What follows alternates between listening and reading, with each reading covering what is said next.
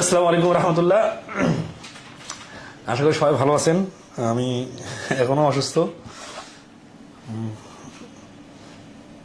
আগামীকালকে একটু ঢাকার বাইরে থাকবো, এই জন্য আগামীকালকের ক্লাসটা আজকে নিচ্ছি।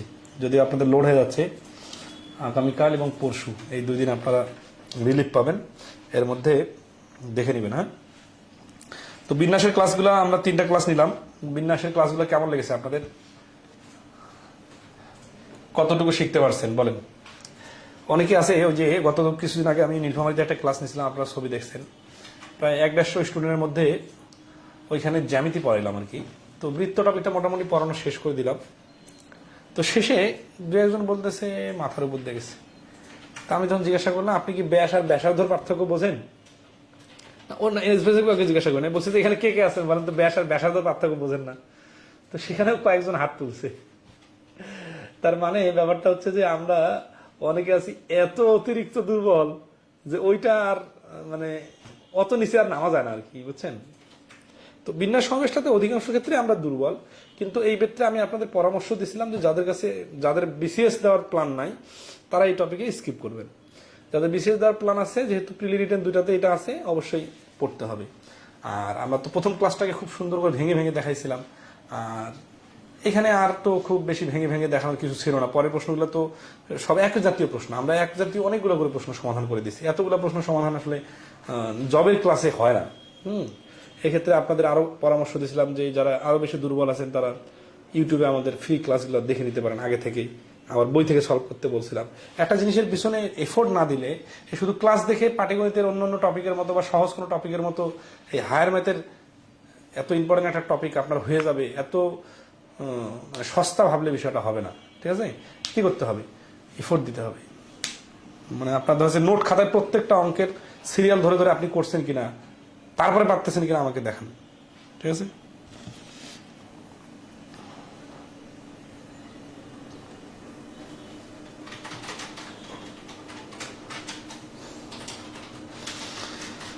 ওকে। তো আমরা সমাবেশ শুরু করতে যাচ্ছি। হ্যাঁ,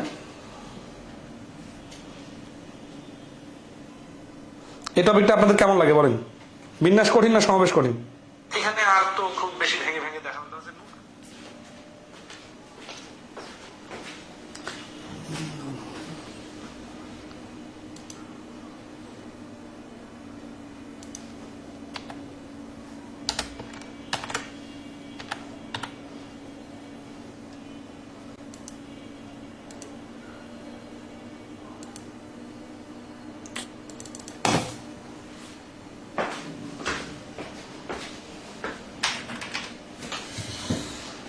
আচ্ছা, যারা আগের ক্লাসে যারা করছেন সবাই একটু লাইভে জয়েন করেন। আর গত ক্লাসে কোথাও কোনো সমস্যা আছে কিনা একটু জানাবেন। সমাবেশ পারি না সুমন ভাই বলছেন। বিন্যাস কি ক্লিয়ার?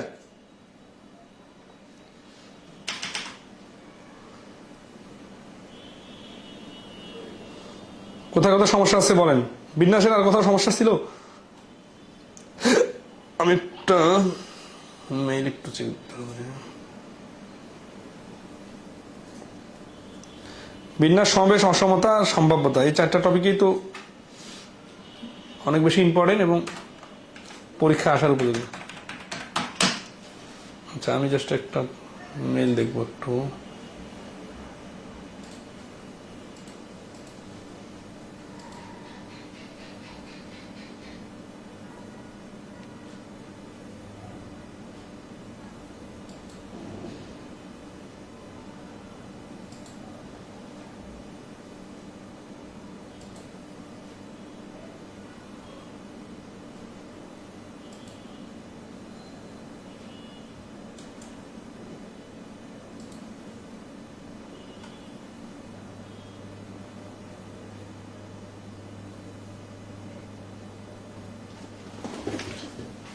ওকে,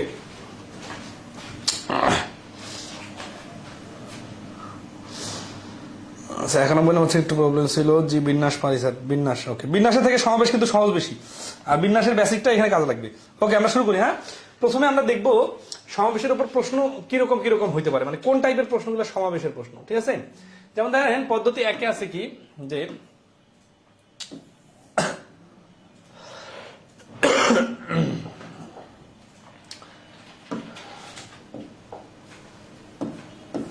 সমাবেশের সাধারণ প্রশ্ন, ঠিক আছে। পদ্ধতি 2 হচ্ছে করমর্দন ও খেলার সংখ্যা বের করা, আর পদ্ধতি 3 হচ্ছে কমিটি বা দল গঠন, আর নির্দিষ্ট ব্যক্তি বস্তুকে রেখে সমাবেশ, এটা হচ্ছে শর্ত, শব্দের বর্ণ থেকে কিছু বর্ণ বাছাই করা, আর যানবাহনে যাতায়াতের উপায়। এগুলো খুব আইটেম বানাইছি জাস্ট, কিন্তু এত আইটেম ফ্যাক্টর না, এটা তো অল্প কিছু প্রশ্ন আছে। কর্ণ ত্রিভুজ চতুর্ভুজ সংখ্যা বের করা, বিন্যাস সমাবেশের মিশ্র প্রশ্ন, মানে একই প্রশ্ন বিন্যাসে হয় সমাবেশে হয়, এটা প্রশ্নের উল্লেখ থাকে সমাবেশের বিবিধ।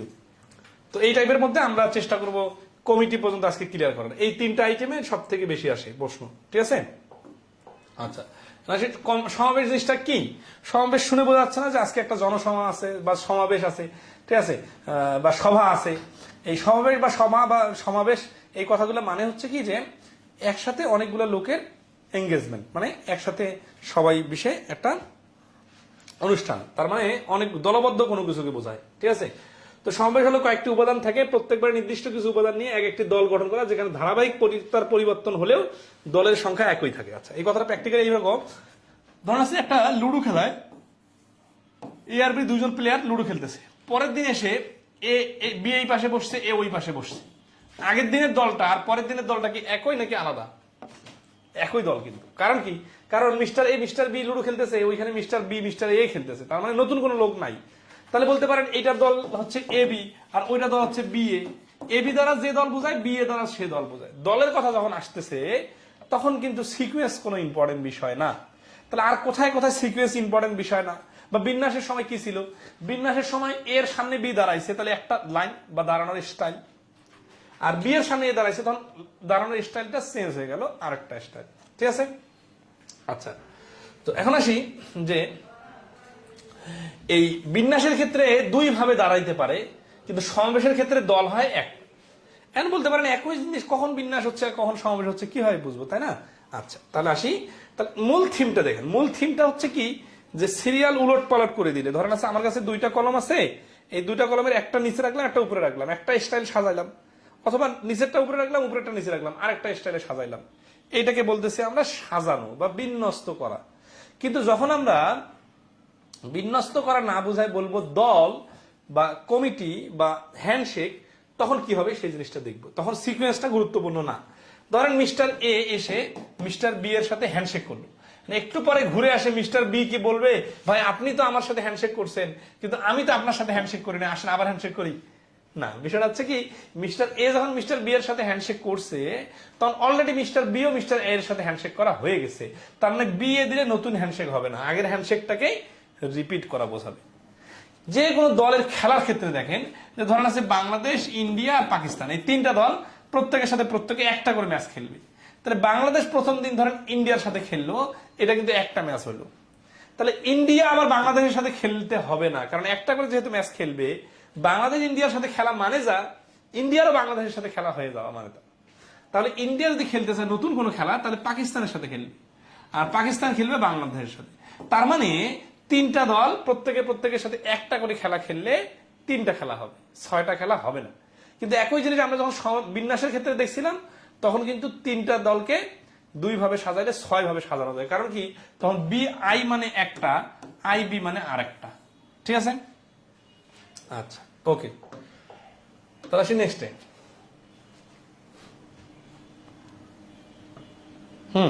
তো এই পর্যন্ত সবাই মোটামুটি বিন্যাসের সাথে সমাবেশের পার্থক্যটা বুঝছেন। এখানে ফর্মালি সুন্দরভাবে দেওয়া আছে।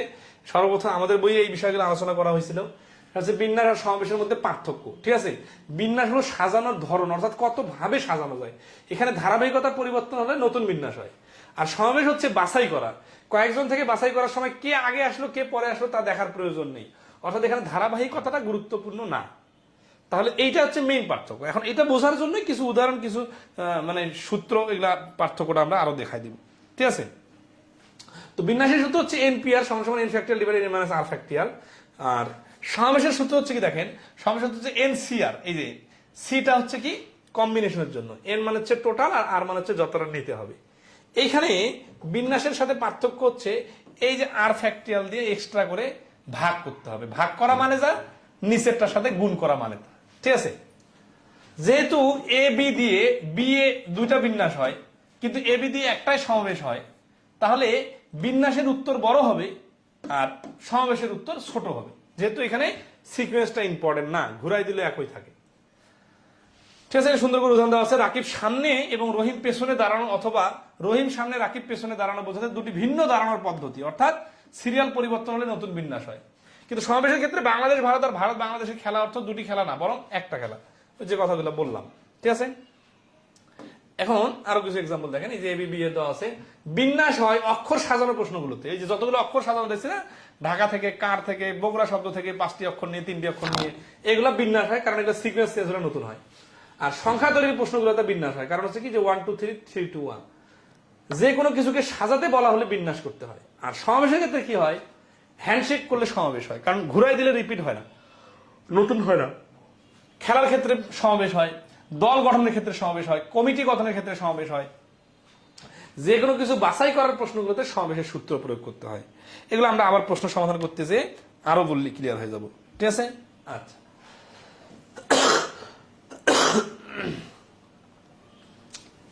বিন্যাস সমাবেশের মধ্যে যেন উলট পালট লেগে না যায়, তাই নিচের উদাহরণটি ভালোভাবে দেখুন। তো বিষয় হচ্ছে যে এখানে সুন্দরভাবে উদাহরণ দেওয়া আছে, যে উদাহরণটা আমি দিলাম ওটা অলরেডি দেওয়া হয়ে গেছে। ঠিক আছে, এখন আমরা দেখবো প্রশ্ন সমাধান। এই প্রশ্ন সমাধান করতে যেই আমরা অনেকগুলা বিষয় ক্লিয়ার করে ফেলবো এখানে। ঠিক আছে, তো এখন পর্যন্ত কি যতটুকু শুনলেন, বিন্যাস সমাবেশের পার্থক্যটা বেসিক তো ধরতে পারছেন?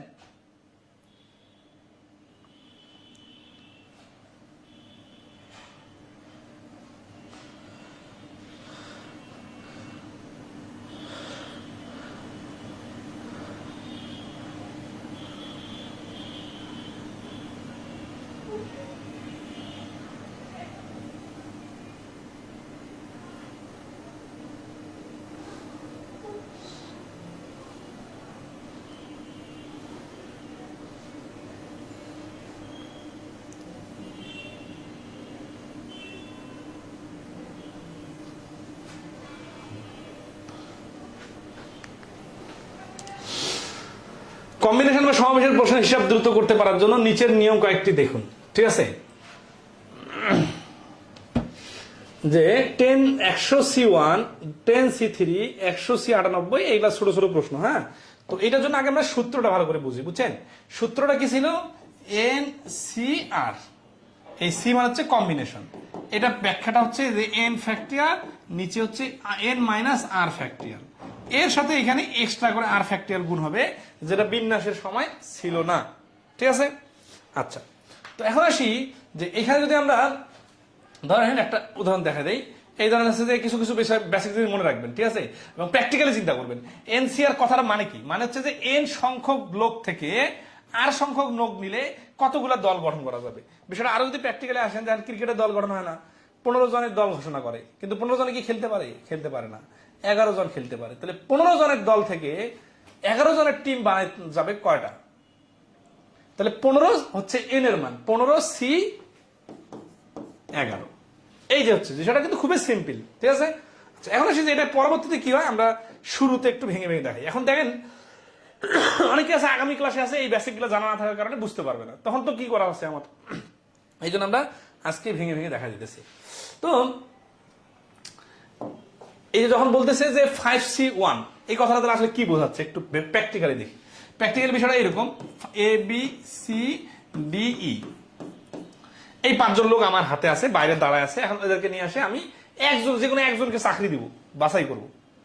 তো তাহলে কি হবে, এই 5 জন থেকে C1 একজন নিব। তাহলে একজন যেহেতু নিব মাত্র, তাহলে হয় আমি A কে নিব, তাহলে একটা কম্বিনেশন, তা নাহলে B কে নিব, নাহলে C কে নিব, নাহলে D কে নিব, নাহলে E কে নিব। তার মানে 5 জন থেকে একজনকে বাছাই করার উপায় হচ্ছে 5টা, ইন্ডিভিজুয়ালি এক একজন করে, একটা করে 5টা। তাহলে এখানে সমাবেশ হচ্ছে 5টা। তাহলে এখান থেকে একটা আইডিয়া ডেভেলপ করতে পারি, মানে এখান থেকে কিন্তু শর্টকাট তৈরি হয়। অনেকে আছে যখন শেষের দিকে আমি ডাইরেক্ট অ্যান্সার লিখি, অনেকে বলে যে এটা কিভাবে লিখতেছে, তখন আমরা তো শুরুতে ভেঙে ভেঙে শিখতেছি, শেষের দিকে তখন ডাইরেক্ট লিখবো। তো আসি যে 5C1 না হয়ে যদি 10C1 হয়, এটার অ্যান্সার 10 হয়। তার মানে নিচে একজন বাছাই করার উপায় হচ্ছে টোটাল যতজন হবে তত। একইভাবে যদি 5 জনের মধ্যে 5 জনকে বাছাই করি, তাহলে কি হবে? 5C5। তাহলে 5C5 হলে একভাবে হয়। কারণ কি দেখেন, যে 5 জনে 5 জনকে যদি আপনি নেন, এর সিকোয়েন্স তো কোনো ফ্যাক্টর না, সিকোয়েন্স আগায় পরে দিলে তো একই থাকবে। তাহলে 5 জনের একটা দল আছে, আপনাকে ওই 5 জন থেকে নিয়ে একটা দল বানাইতে হবে, মানে সরি একটা দল না, মানে 5 সদস্য বিশিষ্ট দল বানাইতে হবে। তো আপনার 5 জনের তো কোনো অপশনে নাই কাউকে বাদ দেওয়ার, সবাইকে নিতে হচ্ছে।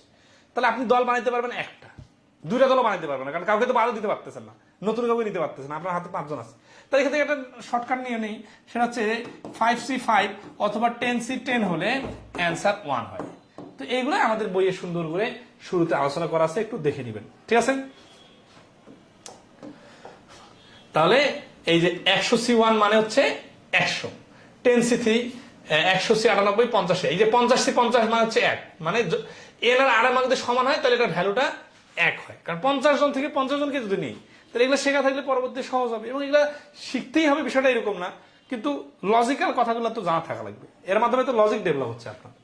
আচ্ছা, এখন আসি আমরা দেখবো এই যে 10C3টা কিভাবে কাজ করে। 10C3 মানে কি, উপরে 10 ফ্যাক্টরিয়াল, ঠিক আছে না, আর নিচে হচ্ছে 10 - 3 ফ্যাক্টরিয়াল মানে 7 ফ্যাক্টরিয়াল। তাহলে উপরে 10 ফ্যাক্টরিয়ালটাকে ভেঙে ভেঙে আমরা 7 ফ্যাক্টরিয়াল পর্যন্ত লিখলাম, আর বাইরে কিন্তু এই 3 মানে আর 8 ফ্যাক্টরিয়ালটা গুণ হচ্ছে।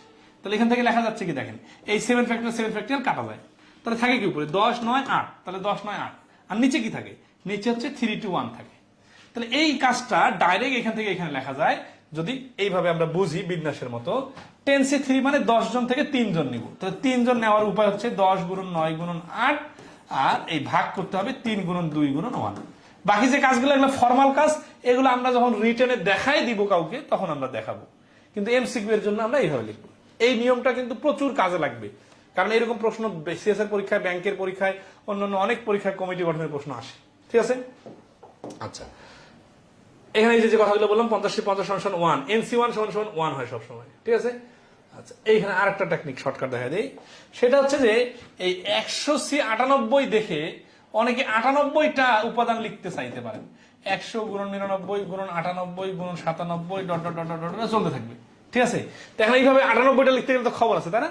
আচ্ছা, এদেরকে আটকানোর সিস্টেমটা কি দেখেন, এদেরকে শর্টকাট বানানোর সিস্টেম হচ্ছে 100C98 মানে 100C 100 থেকে 98 বাদ দিলে হচ্ছে 2, অর্থাৎ আর এর মান বড় হলে এন থেকে বিয়োগ করে ছোট বানিয়ে সমাধান করা যায়, কেননা দুটি উত্তরে একই হয়। কারণ দেখেন এখানে দেখেন এই যে 100C98 মানে কি দেখেন, 100 × 99 × 98 ফ্যাক্টরিয়াল না, এই যে এইখানে 100C থেকে 2 বাদ দিয়ে যদি আমি এখানে 98 বাদ দিতাম, তাহলে এখানে আবার 98 হয়ে যেত।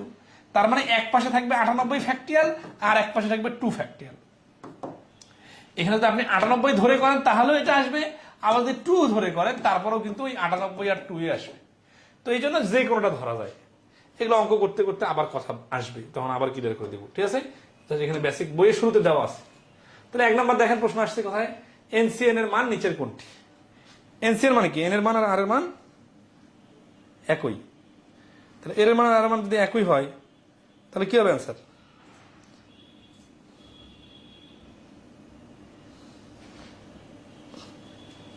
অ্যান্সার 1 হবে। কারণ কি, কারণ যতজন লোক আছে, এই যে প্র্যাকটিক্যাল কথাটা বলতেছি এটা মনে রাখবেন। অনেকে আছে যে এন আর দিয়ে মুখস্থ করে, তখন তো সমস্যা হবে, ঠিক আছে না? মনে ওটা লজিক্যালি ভাবে রাখবেন যে যতজন আছে ততজনকে নিয়ে একটা দল গঠন করা যাবে একভাবে, ঠিক আছে? আচ্ছা, নেক্সট আসি।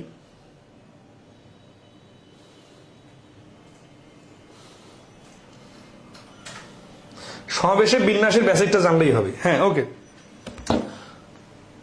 এরপর আসি, NC1 মানে কত? NC1 মানে কি, এন এর মান 1 হইতে পারে, 2 হইতে পারে, 5 হইতে পারে। তাহলে NC1 এর মান হবে n ফ্যাক্টরিয়াল নাকি n?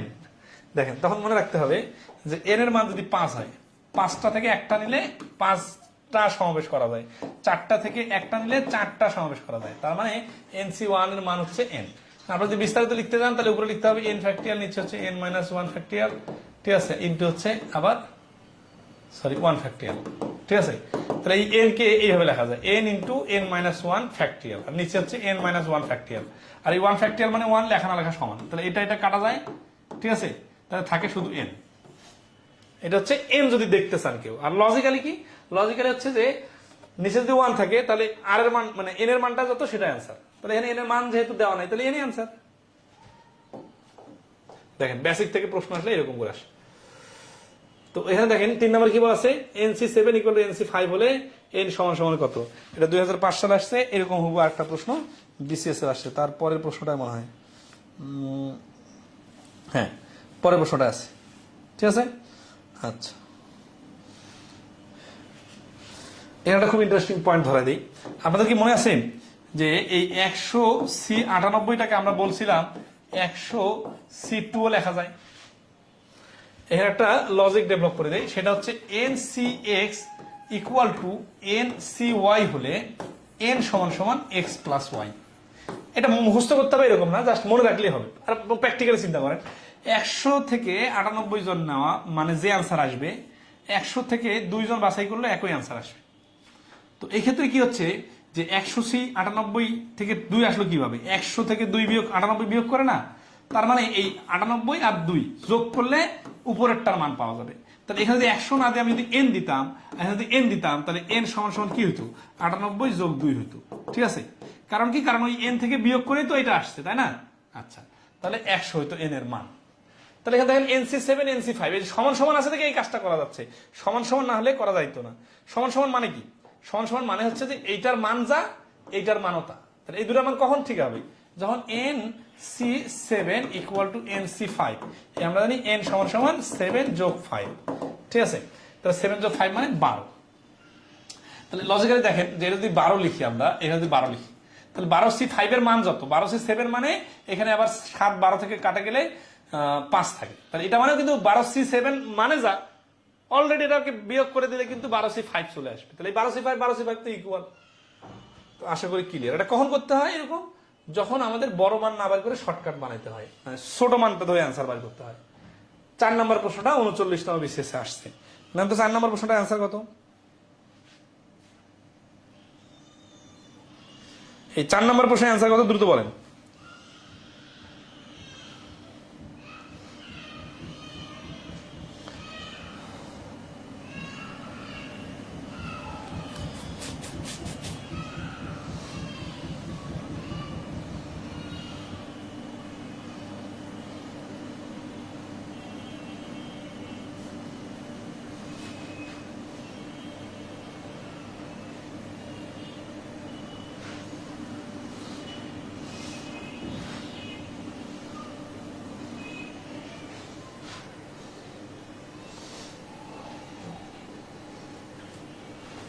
হ্যাঁ, তো সবাই খুব ভালো পারতেছে না, তো জানা থাকলে কত সহজ, আর জানা না থাকলে এটা কি হবে সেটা আমাকে জানা থাকবে না। এবং এই জিনিসটা জানা না থাকলে কিভাবে পারা যাবে, জানা না থাকলে পারা যাবে যদি নর্মাল বেসিকটা জানা থাকে। বেসিকটা হচ্ছে কি, যে এই যদি কখনো এন এর মানের থেকে 18 আছে না, 18 থেকে এই 12, এটা যদি 12 না হয়, এটা যদি 5 হইতো, তাহলে আমরা কিন্তু বিয়োগ করতাম না। ঠিক আছে, মানে এই 18 থেকে এটা যদি 9 হয়, 9 অর্ধেকের থেকে বেশি হয়ে যায়, তাহলে আমরা ওটাকে কমায় নিয়ে হিসাব করবো, তাহলে আমাদের হিসাবটা খুব দ্রুত অ্যান্সার বাইর হবে। 18C12 এর অ্যান্সার যা, 18C6 এর অ্যান্সারটা, এই অ্যান্সারটা বাইর করতে সহজ হবে, কারণ 6টা উপাদান লিখলে হয়ে যাবে। আচ্ছা, ওকে। 5 নম্বর কি বলছে, NC7 ইকুয়াল টু NC3 হলে কত, এগুলা স্কিপ করতেছি নিজের মতো।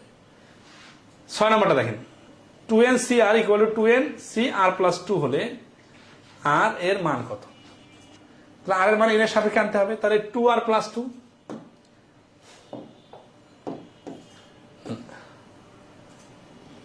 আর প্লাস আর প্লাস 2 সমান সমান 2n। ঠিক আছে, তো 2 কমন নিলে আর প্লাস 1 সমান সমান n, তাহলে আর সমান সমান n মাইনাস 1। তাহলে 6 নম্বর প্রশ্নের অ্যান্সার হচ্ছে ডি, ঘ। রুলস একই, সংখ্যা থাকলে মুখে মুখে পারা যাচ্ছিল, আর এটা একটু ক্যালকুলেশন করে নিতে হবে। ঠিক আছে, আশা করি ইজিগুলো যেগুলো আছে এগুলো পারবেন। ঠিক আছে, আমরা পরবর্তী ধাপে যাই।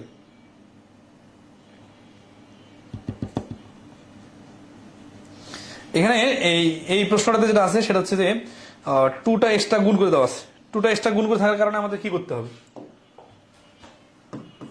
NP3 ইকুয়াল টু, এটা কিন্তু P, আর এখানে 2 ইন্টু NC4, এটা কিন্তু 4, সরি এটা C। হ্যাঁ, তাহলে NP3 মানে কি, NP3 মানে হচ্ছে N থেকে 3টা উপাদান নিতে হবে। ঠিক আছে, ইন্টু N-1 ইন্টু N-2, আর এই পাশে কি করতে হবে, 2 ইন্টু C থাকার কারণে 4টা উপাদান নিতে হবে, N into N-1 into N-2 into N-3, আর নিচে কিন্তু একটা এক্সট্রা 4 ফ্যাক্টরিয়াল হবে। কারণ কি, কারণ আর এর মানটা এখানে গুণ অবস্থায় থাকে, আর অতিরিক্ত গুলো বাদ চলে যাবে। তাহলে এখন দুই পাশ থেকে যদি গুণ অবস্থায় আছে, এগুলা 1টা 2টা 3টা বাদ দিয়ে দেওয়া যায়, 1টা 2টা 3টা বাদ দিয়ে দেওয়া যায়। আর 4 ফ্যাক্টরিয়াল মান হচ্ছে 24, এটা কাটাকাটি করলে হচ্ছে 12। তাহলে N-3 ইকুয়াল টু হচ্ছে 12, আর গুণ করে, এটা তো 1 আছে। হ্যাঁ, তাহলে n এর মান হচ্ছে 15। তাহলে এই 7 নম্বর প্রশ্নের অ্যান্সার হচ্ছে n এর মান 15। তাহলে এই যে n-1 n-2 বা n-3 এই বিষয়গুলো তো আমরা সূত্রটা বুঝলেই পারি। সংখ্যা থাকলে সংখ্যা লিখতে হবে, সংখ্যা না থাকলে এক এক করে কমতে থাকবে আর গুণ হতে থাকবে। আচ্ছা, 8 নম্বর কি বলছে, nc1 plus nc2 plus nc3 dot dot dot dot plus ncn সমান সমান কত। তো এটা হচ্ছে একটা ধারার প্রশ্নের মতো। ধারার প্রশ্নের ক্ষেত্রে কি হচ্ছে যে প্রথমে nc0 আছে, তারপর 1 আছে, তারপর 2 আছে, তারপর 3 আছে, ঠিক আছে। আচ্ছা, তো এখন কি বলতেছে,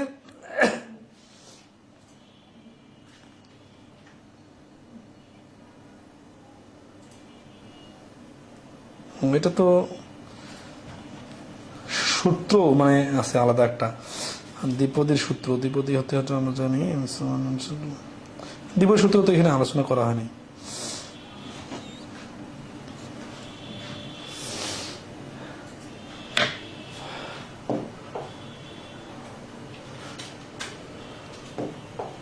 আচ্ছা, এই প্রশ্নটা পরে দেখা দিব, মানে এটা দ্বিপদীর আলাদা একটা সূত্র আছে, তো ওইটা আলোচনা আলাদাভাবে করার সময় নেই। 9 নম্বর আসে, একটা নৌকায় 3 জন লোক উঠতে পারে। নৌকাটি দ্বারা 4 জন লোক কত প্রকার উঠে নদী পার হতে পারবে? তাহলে 3 জন লোক উঠতে পারে, নৌকাটি দ্বারা 4 জন লোক কত প্রকারে উঠতে পারবে? তাহলে 4 জন থেকে 3 জন, ঠিক আছে। খেয়াল রাখবেন এন এর মানের থেকে কিন্তু আর এর মানটা ছোট হবে অথবা সমান হবে, কখনো বড় হতে পারবে না। তাহলে 4c3 মানে যা, 4c1 মানে যা, 4c1 মানে 4। তার মানে 4 ভাবে একটা নৌকায় 3 জন লোক উঠতে পারে।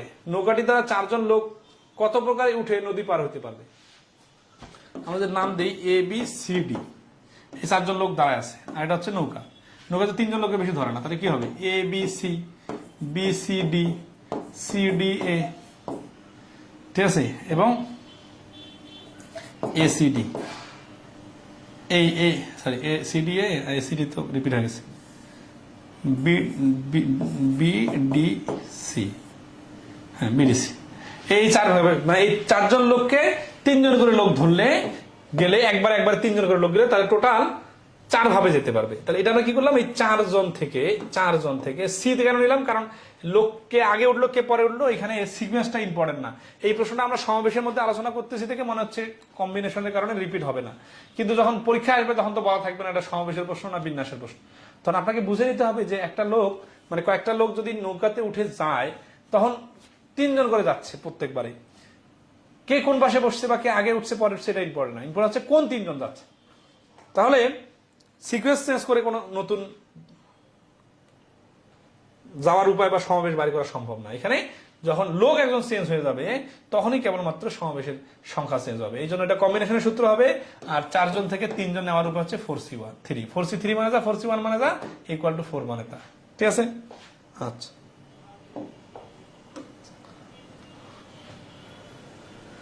তাহলে সে করবর্ধন ও খেলার সংখ্যা বের করা, ঠিক আছে। 10 নম্বর,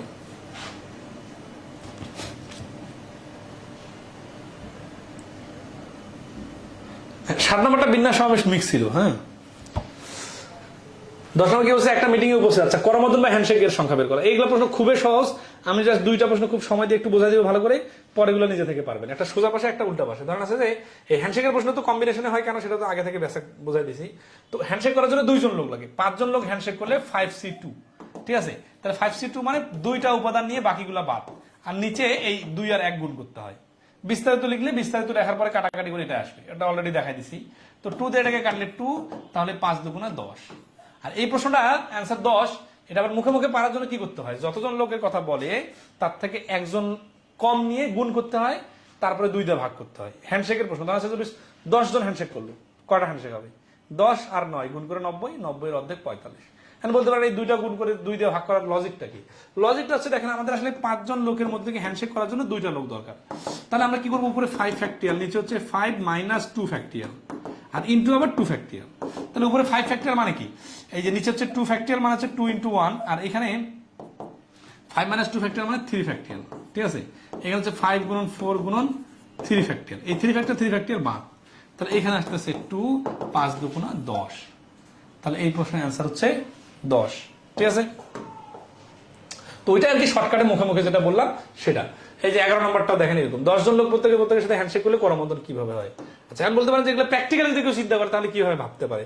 প্র্যাকটিক্যালি চিন্তাটা হচ্ছে এরকম, ধরুন আছে এ বি সি ডি ই, এই 5 জন লোক।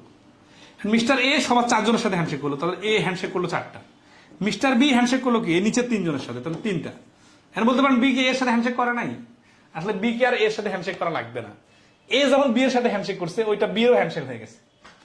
সি এর সাথে হ্যান্ডশেক করা লাগবে না, বি এর সাথে করা লাগবে না, নিচের 2 জনের সাথে করলে নতুন হ্যান্ডশেক হবে। ডি একটা, আর ই তো করা লাগবে না। এখন ই কি করে নাই না, আসলে সবাই 4টা করে হ্যান্ডশেক করছে, কিন্তু এগুলো হচ্ছে নতুন নতুন হ্যান্ডশেক। তাহলে 4 3 7 আর 2 9 আর 10, টোটাল হ্যান্ডশেক হচ্ছে 10টা। তাহলে এই প্রশ্নের অ্যান্সার হচ্ছে 10 নম্বর প্রশ্নের অ্যান্সার হচ্ছে 10। ঠিক আছে, আচ্ছা ক্লিয়ার এই পর্যন্ত সবাই? আচ্ছা যদি ক্লিয়ার হয়ে থাকেন তাহলে নেক্সট প্রশ্ন আসি। 10 নম্বর একই, 12 নম্বর আছে। একটা অনুষ্ঠানে 4 জন লোক প্রত্যেকে হ্যান্ডশেক করলো। আচ্ছা হ্যান্ডশেক করার কথা না বলে যদি বলে 8টা দল দিয়ে বিপিএল এর টিম যদি খেলা, কতগুলো খেলা হবে, তাহলে জিনিস কিন্তু একই। মানে 8টা দল প্রত্যেকের সাথে একটা ম্যাচ খেললে কয়টা ম্যাচ হবে, কারণ হ্যান্ডশেকের সময়ও 2 জন লোক লাগে, একজন এই পাশে একজন এই পাশে, আর খেলার সময় কিন্তু 2টা দল লাগে। তাহলে এই যে এটা যদি হ্যান্ডশেকের কথা না বলে খেলার কথা বলতো তখনও কিন্তু HC2 হইতো, তখনও স্টাইলটা হতো 8x7, 2 দিয়ে কাটাকাটি করলে 4 7 28। ঠিক আছে, আচ্ছা ওকে। তাহলে খেলার সংখ্যা বের করা ওই হ্যান্ডশেকের মতো এখানে দেওয়া আছে। হ্যাঁ, বিপিএল এ খেলা, আইপিএল, ওয়ার্ল্ড কাপ, পৃথিবীর যত টুর্নামেন্ট হয়, লটারি হওয়ার সময় কিন্তু এইভাবে হিসাব হয়। ঠিক আছে, না হলে কি সমস্যা হইতে জানেন, না হলে হচ্ছে যে কোনো দলের সাথে কোনো দলের অনেক বেশি খেলা হয়ে যাবে আর কোনো দল খেলায় পাবে না, মানে এলোমেলো হয়ে যাবে। আর এটা হচ্ছে সুশৃঙ্খল ভাবে ক্যালকুলেশন হয় সমাবেশের সূত্রের মাধ্যমে। 13 নম্বর প্রশ্নটা দেখেন কত সুন্দর করে বলছে, একটা ত্রিদেশীয় ক্রিকেট খেলায় প্রত্যেকে অন্য দেশের সাথে একবার মাত্র খেলবে, মোট খেলা কয়টি অনুষ্ঠিত হবে। তাহলে ত্রিদেশীয় টুর্নামেন্ট মানে টোটাল দল 3টা, আর খেলার জন্য লাগবে 2টা দল। তাহলে 3C2 মানে যা, 3C1 মানে তা। এই 1 কথা পেলাম বলেন তো, এই 3 থেকে 2 বাদ দিলে 1 হয়। তাহলে 3C1 মানে কি, 1 মানে একটা করে নিলে 3টা খেলা হয়। ঠিক আছে, তাহলে গ হচ্ছে অ্যান্সার। 14 নম্বর কি হচ্ছে, একটা দাবা খেলার প্রতিযোগিতায় 3 জন প্রতিযোগী প্রত্যেকের জন্য একজন খেলোয়াড়ের সাথে একবার মাত্র খেলবে, সর্বমোট কতগুলো খেলা অনুষ্ঠিত হবে। তাহলে দাবা খেলা কি হচ্ছে, প্রতিযোগিতায় 3 জন প্রতিযোগীর প্রত্যেকের জন্য একজন খেলোয়াড় আছে সাথে একবার মাত্র খেলবে। তাহলে এখানেও তো মোট খেলা হবে 3 জন প্রতিযোগী, কিন্তু 2 জনে মিলে একটা করে খেলা খেলবে, রিপিট করবে না, তাহলে 3টা খেলা হবে। আচ্ছা কিরকম করে একটু দেখেন, ধরা আছে যে এ বি সি এই 3 জন খেলোয়াড়, মিস্টার এ মিস্টার বি এর সাথে খেললো, একটা খেলা হয়ে গেল। মিস্টার এ মিস্টার সি এর সাথে গেলো, আরেকটা খেলা হয়ে গেল। মিস্টার বি মিস্টার সি এর সাথে গেলো, আরেকটা খেলা হয়ে গেল। আর কোনো নতুন খেলা খুঁজে পাওয়া যাবে না। তাহলে টোটাল খেলা হবে 3টি। এইটার টেকনিকটা কি, টেকনিকটা হচ্ছে 3C2। 2 কেন, কারণ খেলার জন্য 2টা দল লাগে। 3 কেন, টোটাল দল 3টা। তাহলে এটা মানে যা, 3C1 মানে যা, 3 মানে তা। কি ধরতে পারতেছেন না ফাস্ট হয়ে যাচ্ছে আবার বলেন? একই জিনিস কিন্তু অনেকবার রিপিট হচ্ছে। 15 নম্বর প্রশ্নের অ্যান্সার বলেন।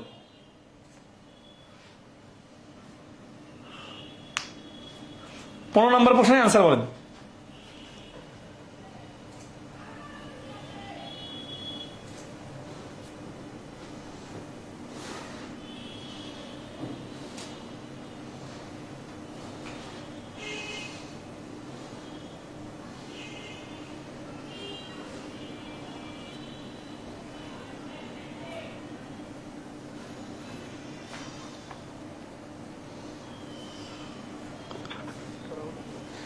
হ্যাঁ, 15 নম্বর আনসার প্রশ্নটা বলতেছে যে একটা ফুটবল টুর্নামেন্টে 6টি দল অংশগ্রহণ করেছে, একক লীগ পদ্ধতিতে খেলা হলে মোট কতটি খেলা পরিচালনা করতে হবে। ঠিক আছে, তাহলে 6টা দল 5টা আর 2, ঠিক আছে, তাহলে কাটাকাটি হচ্ছে 15টা। এই যে গজ, আশা করি সবাই ক্লিয়ার।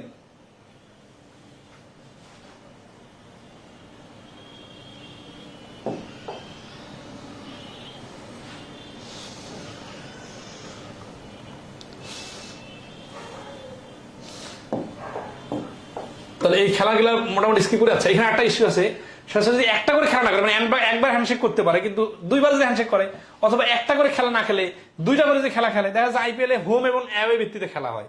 ঠিক আছে, তো তখন কি হবে, তখন এখানে যেটা বলছে যে একটা ফুটবল লিগে 5টা দল প্রত্যেকটি দলের সাথে 2টি করে ম্যাচ খেললে সর্বমোট কতটি ম্যাচ হবে।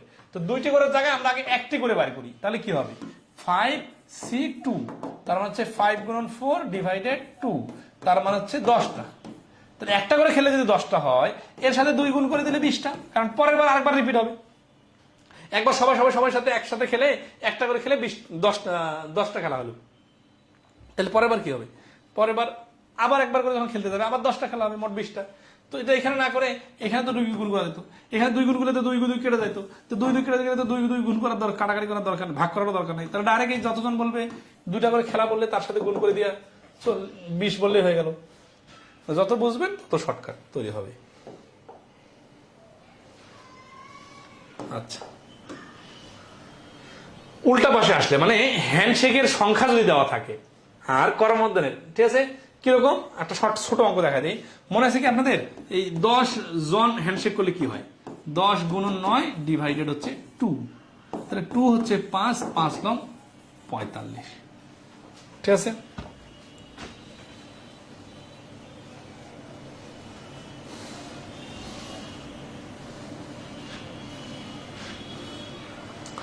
তো এই যে আমরা 45টা হ্যান্ডশেক দেখছিলাম, এখানে যদি 10টা কেটে দিয়ে 45টা হ্যান্ডশেকে যদি আমি লাগাই দিই যে 45টা হ্যান্ডশেক হলো, তাহলে জন সমান সমান কত? তখন কি করতে হবে? তাহলে এখান থেকে যাওয়ার সময় যে যে কাজগুলো করছিলাম এখান থেকে তার উল্টা কাজটা করলে শর্টকাটে হবে। বিস্তারিত একটু পরে দেখা দিতেছি, এই প্রশ্নটা বড় সংখ্যা তো এটা বিস্তারিত দেখা দিব। তাহলে 45 এখানে কি করতেছি আমরা? 45কে সর্বশেষ 2 দ্বারা কাটাকাটি করে 45 পাইছি। তাহলে 2 দ্বারা কাটাকাটির আগে কত ছিল? 2 দ্বারা ভাগ করার আগে ছিল 90। যখন 90 ছিল তখন কি ছিল? পরপর দুটা সংখ্যার গুণফল আকারে ছিল। তাহলে 90 মানে পরপর দুটা সংখ্যার গুণফল আকারে প্রকাশ করে 10 গুণন 9। তাহলে অ্যান্সার কোনটা ছিল? অ্যান্সার বড় সংখ্যাটা ছিল, তাহলে 10 অ্যান্সার। তার মানে আমাকে যদি বলতো যে হ্যান্ডশেক হয়েছে 45টা, তাহলে লোক কয়টা ছিল? তাহলে আমরা এই উল্টা পাশে আসে 10, যেহেতু সহজ জিনিস করা যাবে। তাহলে যদি বলি 15টা হ্যান্ডশেক হয়েছে, তাহলে কি হবে? 15টা হ্যান্ডশেক হলে 15কে 2 দ্বারা ভাগ করার আগে 15 ছিল, তাহলে ভাগ করার পরে 15 হয়েছে। ভাগ করার আগে কত ছিল? ভাগ করার আগে ছিল 30। যখন 30 ছিল তখন কি ছিল? পরপর দুইটা সংখ্যার গুণফল আকারে ছিল 6 আর 5। তাহলে অ্যান্সার কোনটা? এই বড় সংখ্যা 6। এভাবে কি ধরতে পারতেছেন? পারতে হবে। আচ্ছা, আর বিস্তারিত আমরা এখানে দেখবো। 17 নম্বর দেখেন। আচ্ছা, 17 নম্বরটা বিস্তারিত করবো, কিন্তু তার আগে যে প্রশ্নটা পড়ি। একটা অনুষ্ঠানে কিছু লোক উপস্থিত ছিল, তারা কেবল একজনের সাথে একবার করমর্দন করতে পারবে। যদি করমর্দনের সংখ্যা 300টি হয়, তাই ওই অনুষ্ঠানে কতজন লোক উপস্থিত ছিল? তাহলে আমরা যে শর্টকাটটা শিখলাম ওইটা যদি উল্টা পাশ থেকে অ্যাপ্লাই করি, 300কে 2 দ্বারা ভাগ করার পরে 300 হয়েছে, তাহলে ভাগ করার আগে কত ছিল? 600। 600 যখন ছিল, কত কত গুণ করে 600 হয়েছে? অপশন থেকে একটু হেল্প নিলাম। 25 আর 24 গুণ করলে 600 হয়। 25 25 625 না? তাহলে 25 আর 24, তাহলে অ্যান্সার কোনটা? অ্যান্সার হচ্ছে 25। এই 25 অ্যান্সার, ম্যাজিকের মতো অ্যান্সার। এখন এটা 43তম বিসিএস এ আসছে। এটা কি 43তম বিসিএস এর পরে আমরা শেখানো শুরু করছি? না, এটা যখন 35তম বিসিএস এ আসছিল তখনই শুরু করছি এগুলা। আমাদের বেসিক ম্যাথের ফার্স্ট এডিশনে বইয়ে দেখবেন এই টেকনিক দেওয়া আছে, তখনও এইভাবে ক্লাস নিয়েছিলাম। তো যারা ক্লাস করে গেছে তারা তো এইভাবে সেকেন্ডে পারছে। আচ্ছা, এখন এটা তো ফর্মাল টেকনিক হলো না, এটা তো মানে টেকনিক হলো, ফর্মাল নিয়ম হলো না। ফর্মাল নিয়মটা কি? তাহলে ধরি লোক হচ্ছে কতজন ছিল? লোক হচ্ছে x জন বা n জন, যেহেতু n দিয়ে হিসাব হয়। তাহলে প্রশ্ন মতে কি? প্রশ্ন মতে হচ্ছে nc2 সমান সমান 300, কারণ এই হ্যান্ডশেক 2 জন করে করে n জন লোক, তাহলে টোটাল হ্যান্ডশেক হবে 300। এখানে n এর যেটা মান বাড়বে সেটা আছে। তাহলে এখানে 2 মানে কি? 2 মানে দুইটা উপাদান দেখে বাকি সব বাদ। তাহলে n into n minus 1 divided 2 into 1। এটা n লিখতেছি দেখে অনেকের বেখাপ্পা মনে হচ্ছে। যদি 5 সংখ্যা লিখতাম তাহলে কি করতাম? 5 গুণন 4, তার মানে যা আছে তা দিয়ে শুরু, 1 কমে তারপর বাকিগুলো বাদ, ইকুয়াল টু 300। তাহলে আমরা যে শর্টকাটটা করলাম ওইটারে কিন্তু বিস্তারিত আসতেছে। তাহলে n দিয়ে গুণ করলে কি হচ্ছে? n square minus n equal to এই 2 আর 300 মিলে ওই পাশে হয়ে যাচ্ছে 600। তাহলে এই n square minus n minus 600 equal to হচ্ছে 0। তাহলে n স্কোয়ার মাইনাস এই যে 600 মানে কি? 600 মানে হচ্ছে 25n, এখানে মাইনাস চিহ্ন আছে মানে বিয়োগ করতে হবে। তাহলে plus 24n minus 600 equal to 0। তাহলে n যদি কমন নেই, n মাইনাস 25 প্লাস 24 যদি কমন নেই, এখানে n মাইনাস 25 ইকুয়াল টু 0। তাহলে n মাইনাস 25 আর n প্লাস 24 সমান সমান 0। এইটা সমান সমান তো 0 নিলে মাইনাস ফিগার চলে আসবে, এই জন্য n সমান সমান 25। তাহলে এই প্রশ্নের অ্যান্সার হচ্ছে 25। তাহলে এটা হচ্ছে বিস্তারিত সমাধান, কিন্তু এমসিকিউ পরীক্ষায় এত বড় সমাধান লিখতে গেলে খবর আছে না? আচ্ছা, তাহলে টেকনিক্যালি আগাইতে হবে। টেকনিক সহ বিস্তারিত সহ সবাই বুঝতে পারছেন কিনা একটু কমেন্টে রেসপন্স করবেন।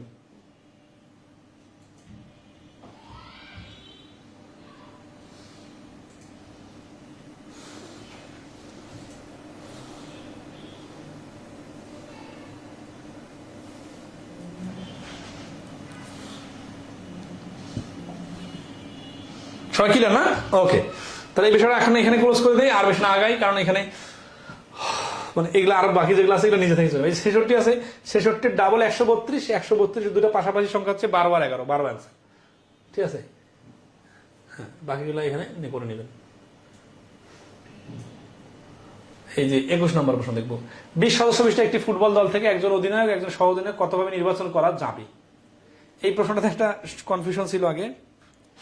ফারহানা নিবা বলছে একটু কঠিন, এটা একটু কঠিন না, মানে ব্যাপারটা হচ্ছে যে ছোট ছোট সংখ্যা দিলে মাথায় মুখে মুখে করা যায়, তো যদি বলি 5 5 কত 10, কিন্তু যদি বলি 582 391 কত, তখন তো মাথা কাজ করতেছে না, তাই বলে কি এটা পারা যাবে না?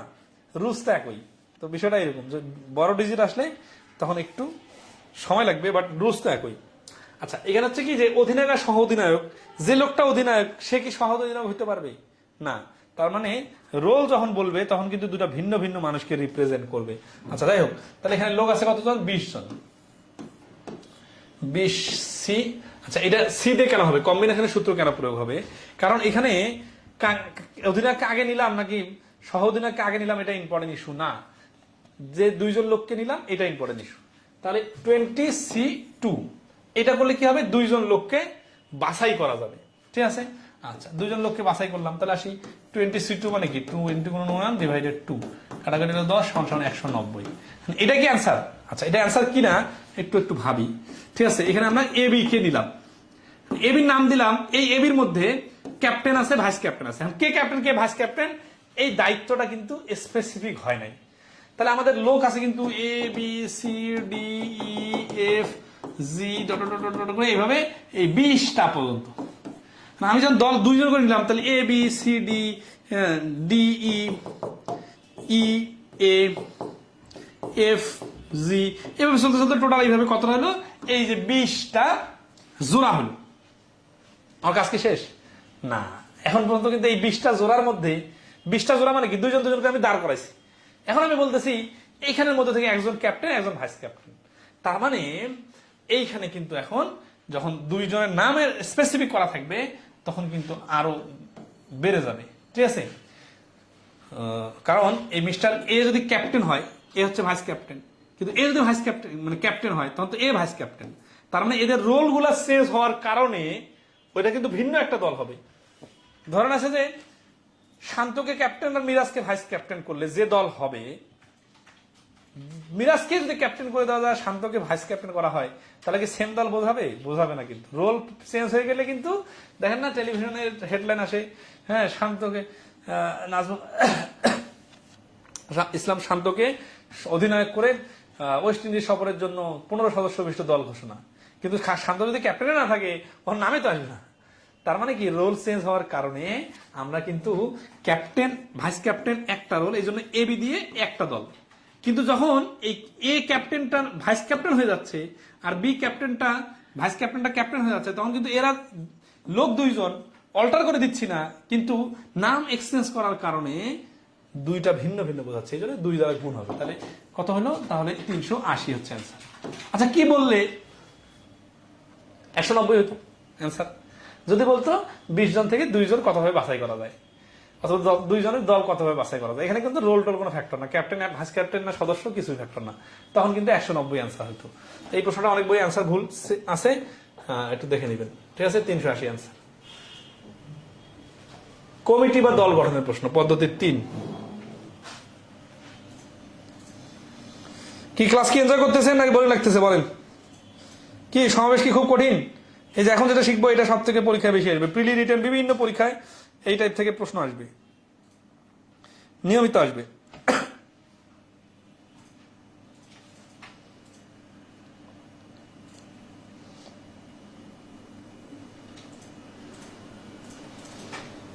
কিরা সবাই এ পর্যন্ত? আচ্ছা, এখন সেই কমিটির বিষয়টা কেন সমাবেশের সূত্রের সাথে হয় এটাকে প্র্যাকটিক্যালি বুঝি। হ্যাঁ, সুন্দর করে বলে দেওয়া আছে আমাদের বইটাকে যদি ভালো করে পড়ে, যে একটা কমিটিতে 3 জন সদস্য থাকার অর্থ 3 সদস্য বিশিষ্ট কমিটি। এখন যেভাবে যাকে আগে অথবা পরে দিন কমিটি একই থাকবে। যেমন ধরেন এর শেয়ার এটা, বি এর শেয়ার এটা, সি এর শেয়ার এটা, এইভাবে একটা দল বসছে কমিটি। পরের দিনে মিস্টার বি এখানে বসছে, মিস্টার এ এখানে বসছে, মিস্টার সি এখানে বসছে, তো তো কমিটি কি চেঞ্জ হয়ে গেছে না একই লোক আছে? একই লোক আছে, কেউ আগে আসছে কেউ পরে আসছে। তার মানে এটা সিকুয়েন্স, কেউ এক পাশে বসছে আরেক পাশে বসছে পরের দিনে, কিন্তু লোক তো ওই তিনজনে আছে। তো এটা যা কমিটি, এটা তাই কমিটি। নতুন কমিটি হওয়ার জন্য কি লাগবে? নতুন কমিটি হওয়ার জন্য একজনকে বাদ দিয়ে ওইখানে অন্য একজন লোক দিয়ে আসা লাগবে।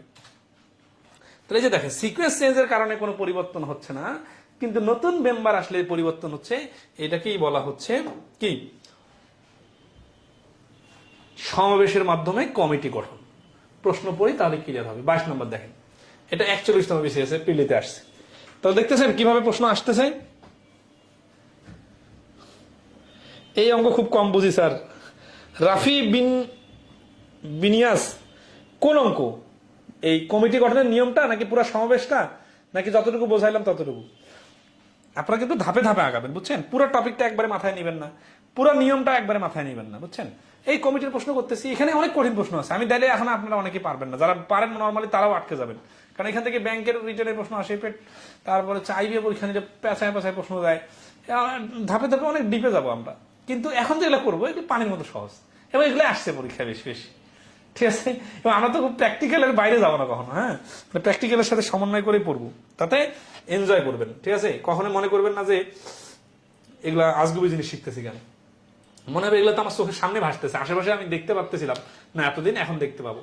5 জন পুরুষ ও 4 জন মহিলা একটি দল থেকে 1 জন পুরুষ ও 2 জন মহিলা নিয়ে কত প্রকার একটি কমিটি গঠন করা যাবে? ঠিক আছে, তাহলে দেখেন আমার লোক আছে কতজন? 5 জন পুরুষ আর মোট আছে 4 জন মহিলা, ঠিক আছে? থেকে 1 জন পুরুষ ও 2 জন মহিলা। তাহলে এই 5 জন পুরুষ থেকে নিব আমি 1 জন পুরুষ, তাহলে এই পুরুষটা পুরুষ থেকে আসবে, আর মহিলা আসবে কি? এই 4 জন মহিলা থেকে আমরা নিব, 4 জনকে নিতে পারবো না, 2 জন মহিলা। এরকম হয় না পরীক্ষার ক্যান্ডিডেট, যে আমার অফিসের স্টাফ লাগবে 2 জন মহিলা আর 1 জন পুরুষ, যারা যারা এই ক্রাইটেরিয়া আছে তারা আবেদন করতে পারে। এখন দেখা যাচ্ছে যে 5টা পুরুষ আবেদন করছে আর 4 জন মহিলা আবেদন করছে, সেটাকে তো সবাইকে নেওয়া যাচ্ছে না। তাহলে আমি এই 5 জন পুরুষ আর 4 জন মহিলা থেকে নিতে পারবো এই 1 জন পুরুষ আর 2 জন মহিলা কত ভাবে। তাহলে খেয়াল করেন, আমার আলটিমেট টার্গেট কিন্তু 1 জন পুরুষ আর 2 জন মহিলা মিলে মোট 3 জন। তো এই 3 জন, এখন আসি, তাহলে এই 5 জন পুরুষ থেকে 1 জন নেওয়া যাবে। এখন এখানে বাছাই করার কথা বলছে, তাহলে কম্বিনেশন হবে 5C1, এখানে 4C2। এটা তো আলাদা একটা জিনিস, এটা আলাদা একটা জিনিস, কিন্তু এটাকে একসাথে করে গুণ করে দিব না যোগ করে দিব? খেয়াল করেন, যতক্ষণ পর্যন্ত আমাদের মোট মিলবে না ততক্ষণ পর্যন্ত গুণ করব। মানে আমার টোটাল 3 জন নিতে হবে, তা আমি তো 1 জন নিয়ে থেমে গেলে তো আমার কাজ শেষ হয় নাই। এই জন্য যতক্ষণ পর্যন্ত আমরা শেষ হবে না ততক্ষণ পর্যন্ত গুণ করব। কিন্তু যদি একবার কাজ শেষ হয়ে যায়, মানে 3 জন নেওয়া হয়ে যায়, তারপর আবার যদি বাছাই করে 3 জন নেই, তখন ওই 3 জন আর এই 3 জন বাছাইয়ের মধ্যে যোগ হবে। এই যোগ আর গুণের বিষয়টা অনেকের কনফিউশন লাগে, আমরা সামনে আরো কঠিন প্রশ্ন আছে, ওগুলোতে আরো ক্লিয়ার করব, ঠিক আছে? তাহলে 5C1 4C2, এখন দেখেন এই শর্টকাট গুলো কিভাবে কাজে লাগবে। দেখেন 5C1 মানে কি? 1 জন নেওয়া মানে ওই 5 ভাবে। 4C2 মানে কি? ওই হ্যান্ডশেকের মতো 4 3 আছে 12, 12 অর্ধেক 6, তাহলে 5 6 30। এই শর্টকাটটা জানলে যত দ্রুত হবে, শর্টকাটটা না জানলে ডাবল সময় লাগবে।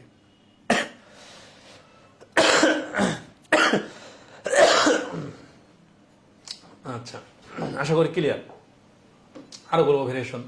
23 নম্বর কি বলছে? 2022 সালে প্রশ্ন বলছে 10 জন বালক ও 8 জন বালিকা থেকে 2 জন বালক ও 2 জন বালিকা কত উপায় বেছে নেওয়া যায়? কোনো প্যাচ নাই, কোনো শর্ত নাই, কোনো ঝামেলা নাই, ঠিক আছে? তাহলে 10 জন থেকে 2 জন আর 8 জন থেকে 2 জন, তাহলে 10C2 ইন্টু 8C2। তো 10C2 মানে হচ্ছে 10 গুণ 9, 9 কে 90 এর অর্ধেক 45। এখানে নিলে তো যেহেতু আমরা হ্যান্ডশেক অনেকবার শিখলাম, 2 নিলে মানে 2টা উপাদান, 27 টা 56 অর্ধেক হচ্ছে 28। 45 এর 28 গুণ করলে কত হয় জানি না, তাহলে 30 টা গুণ করি। 30 টা 45 এর গুণ করলে কত হয়? 1350। হ্যাঁ, 1350 থেকে কি হবে? 2টা 45 বাদ, 90 বাদ দিলে হচ্ছে 50 আর 40 বাদ দিলে 1260, ঠিক আছে? হয় স্যার, আপনারা আপাতত মতো ক্যালকুলেশন করে নেবেন। 5 আর 140 এর শূন্য হাতে করে 14, 4 28 112 আর 14 126, ঠিক আছে? তাহলে 1260, কোনো জটিল কিছু নাই। আচ্ছা, তাহলে এই 9 জন পুরুষ আর 7 জন মহিলা থেকে 2 জন পুরুষ 2 জন মহিলা, এটাও একই রকম করে নেবেন। একটা ক্লাসে 8 জন পুরুষ 8 জন মহিলা সদস্য আছে, সদস্যদের একটি কমিটি গঠন করতে হবে, যেখানে পুরুষ ও মহিলা সদস্য 3 জন করে থাকবে। তো এগুলো তো কাছাকাছি। আচ্ছা, তাহলে আমরা এগুলো স্কিপ করি। তাহলে এত প্রশ্ন কেন দিছি? যেহেতু বিষয়টা অনেকের কাছে নতুন, বেশি বেশি প্রশ্ন সমাধান করলে আপনি সবগুলো ভুলে যাবেন, কিন্তু বেসিক নিয়মটা মানে থাকবে যে পুরুষ থেকে পুরুষ আসবে, মহিলা থেকে মহিলা আসবে, দুইটার মধ্যে গুণ করে দিতে হবে। আচ্ছা, তাহলে আমরা এই গতানুগতিক গুলো বাদ দিয়ে এখন একটু স্পেশাল গুলো দেখি। দেন এটা ভাষাটা উল্টা ভাষা আসতে পারে। একটা স্কুলের কমিটিতে 2 জন শিক্ষক ও 4 জন ছাত্র থাকে, তাহলে শিক্ষক 2 জন আর 4 জন থাকে, 5 জন শিক্ষক ও 10 জন ছাত্র থেকে কত উপায় বাছাই করা যাবে? তার মানে এই টোটাল বড় কি সংখ্যা কিন্তু এটা। তাহলে 5টা পরে 5C2 গুণন 10C4 হয়ে গেল। আচ্ছা, তো কঠিন কিছু নাই। নির্দিষ্ট একটি বিষয়ে ভর্তির জন্য 7 জন বালক ও 5 জন বালিকা থেকে 6 জনকে নির্দিষ্ট করা হয়েছে। কত ভাগে এটা সাজানো যাবে? অবশ্যই 3 জন বালিকা থাকবে। তাহলে 3 জন বালিকা থাকবে অবশ্যই, এটা কিন্তু অ্যাটলিস্ট বলে নাই। অ্যাটলিস্ট না বলার কারণে 4 জন কি নেওয়া যাবে বালিকা? আচ্ছা দেখে অপশন গুলা কিভাবে নেওয়া হয়েছে, অপশন একটু দেখি। যেহেতু এখানে কোনো মানে সর্বনিম্ন 3 জন বা সর্বোচ্চ 3 জন এরকম কিছু বলে নাই, তাহলে আমরা টোটাল 6 জনের মধ্যে 3 জন বালিকা দিয়ে দিব আর 3 জন বালক দিয়ে দিব। তাহলে এই 7 জন বালক থেকে 3 জন বালক আসবে 7C3 আর এই পাশে হচ্ছে 5C3। এটা টেকনিকটা কি, 3 তো আর মুখে মুখে হবে না, তখন কি করতে হবে? এটা সমান সমান 7 গুণন 6 গুণন 5 আর নিচে হচ্ছে 3 2 1। এটা হচ্ছে এইটুকুর বিস্তারিত। আর এটা হচ্ছে কি 5C3 মানে যা, 5C2 মানে তা। কারণ কি 2তে কেন যাইতে হবে? কারণ 3তে 5 এর থেকে 3 অর্ধেকের থেকে বেশি, এই জন্য আমরা 2তে চলে যাবো। তাহলে 5 গুণন 4 নিচে হচ্ছে 2 গুণন 1। অথবা এখানে 3 দিতেন, এখানে 3 দিতেন, এই 3 কেটে দিয়ে কাহিনী একই আসতো। বাকিটা ক্যালকুলেশন করে নেবেন, ঠিক আছে? আশা করি এগুলো সমস্যা নেই। তাহলে সমস্যাগুলো একটু দেখি।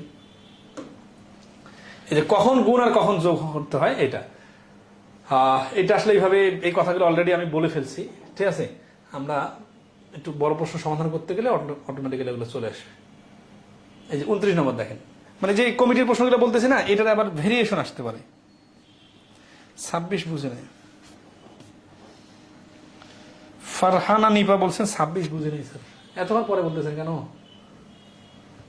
মানে এগুলো সবগুলো একই রকম। দেখেন এখানে হচ্ছে কি, যে দেখেন আপনার বলতেছে যে 2 জন বাছাই করতে হবে, 4 জন বাছাই করতে হবে, 2 জন থেকে না কিন্তু। আর লোক আছে, শিক্ষক আছে কত? 5 জন থেকে। তাহলে এই 5টা উপরে যাবে। আর একটা কথা মনে নাই আপনাদের, এন এর মান বড় হবে। আপনি কি 2 জন থেকে 5 জন বাছাই করতে পারবেন? পরীক্ষা দিতে আসছে 2 জন আর আপনার লাগবে 5 জন লোক, আপনি 2 জন থেকে 5 জন নিতে পারবেন? পারবেন না। আপনাকে 5 জন থেকে 2 জন নেওয়া সম্ভব। তাহলে মানে এগুলো পরের গুলো আর কি আগে যাবে, ভাষাটা দেখলে আপনারা বুঝতে পারবেন। 5C2 হবে আর এখানে হবে 10C4, এটা গুণ হবে, তারপর ক্যালকুলেশন শেষ।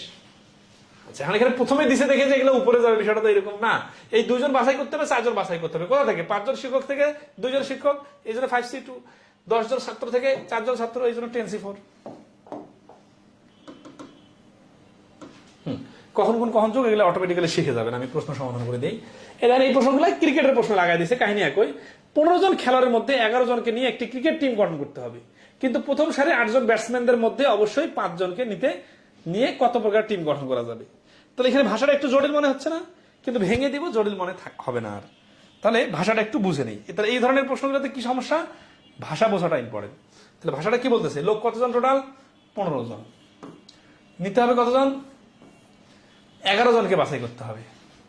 তাহলে দেখেন 15 জন থেকে বাছাই করতে হবে 11 জন।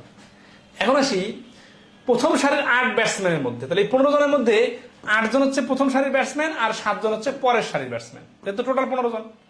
তাহলে এই 8 জন থেকে অবশ্যই 5 জনকে নিয়ে, তাহলে 8 জন থেকে আমাকে নিতে হবে 5 জন, তাহলে 8C5।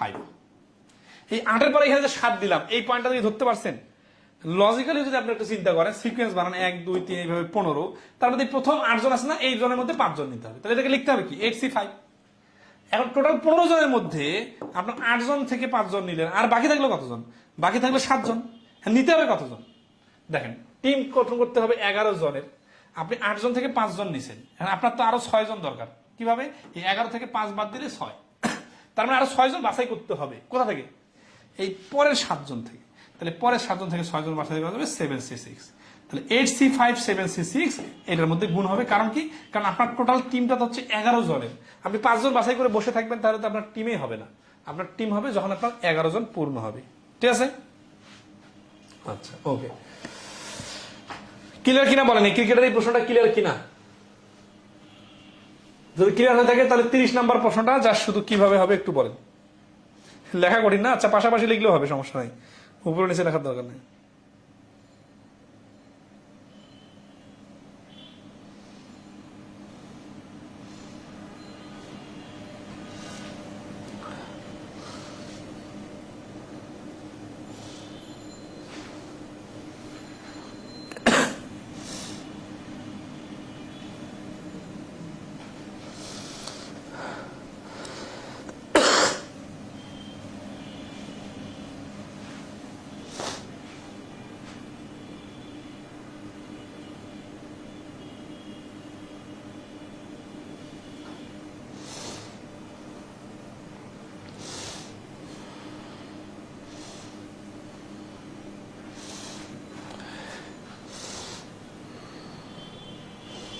অ্যান্সার কত বলেন?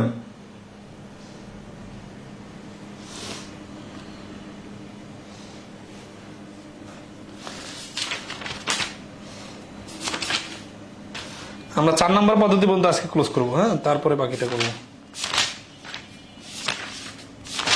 টোটাল প্রশ্ন আছে আমাদের 75টা, আমরা আজকে করে ফেলবো 43টা ইনশাল্লাহ। তাহলে পরে ক্লাসে শেষ করা যাবে এগুলো। আচ্ছা, আসি তাহলে শূন্যপদ পূর্ণ করার জন্য একটা কোম্পানিকে 6 জন আবেদনকারীর মধ্যে 3 জন অফিসার এবং 4 জন আবেদনকারীর মধ্যে 2 জন ম্যানেজার নিতে হবে। এটা তো বুঝে গেছেন সবাই মোটামুটি পারছেন। এই যে যারা দিয়েছেন 63 গুণন 4C2, অনেকে অ্যান্সার বলে ফেলছেন, তারা তো অনেক ভালো বুঝতেছেন। যারা বুঝেন নাই তারা আর একটু সময় দিবেন, ঠিক আছে? এই যে এই প্রশ্নটা আসে পরীক্ষায়, একজন পরীক্ষার্থীকে 12টি প্রশ্নের মধ্যে 6টি প্রশ্নের উত্তর করতে হবে প্রথম 5টি থেকে 4টি প্রশ্নের। তাহলে প্রথম 5টি থেকে 4টি, তাহলে টোটাল 12টা মিলাইতে গেলে আর আছে 6টা, 7টা, আর উত্তর দিতে হবে কটা? 6টা। তাহলে দিয়ে দিয়েছে কটা? 4টা, আর দিতে হবে 2টা। এই দুটোর মধ্যে গুণ। এই 7C2টা কিভাবে আসলে বুঝতেছেন? টোটাল প্রশ্ন তো 12টা, তাহলে 12টার মধ্যে প্রথমে 5টা আলাদা হয়ে গেছে, তাহলে আর বাকি আছে কটা? 7টা। এই 5টার মধ্যে দিতে হবে কটা? 4টার আনসার। তাহলে আমার তো টোটাল আনসার দিতে হবে 6টা, তাহলে 4টা আমি দিয়ে দিচ্ছি, তাহলে আর দিয়ে দেবো কটা? 2টা। তাহলে এই 2টার যোগফল হতে হবে, মানে আর 2টার যোগফল হতে হবে 6, আর এন 2টার যোগফল হতে হবে 12। এটা মনে রাখতে পারলে হয়ে যাবে, বাকি কাজ সিম্পল। তাহলে আশা করি বুঝতে পারছেন এই যেগুলো কাছাকাছি প্রশ্ন। হ্যাঁ, আচ্ছা, এখন আসি খুবই ইন্টারেস্টিং এবং মানে ওয়ান অফ দ্য ইম্পর্টেন্ট টেকনিকটা এখন আমরা শিখতে যাচ্ছি।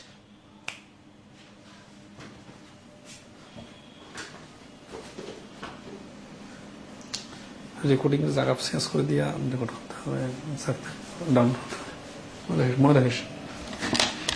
এটা আগে দেখবি না লাল হয়ে গেছে।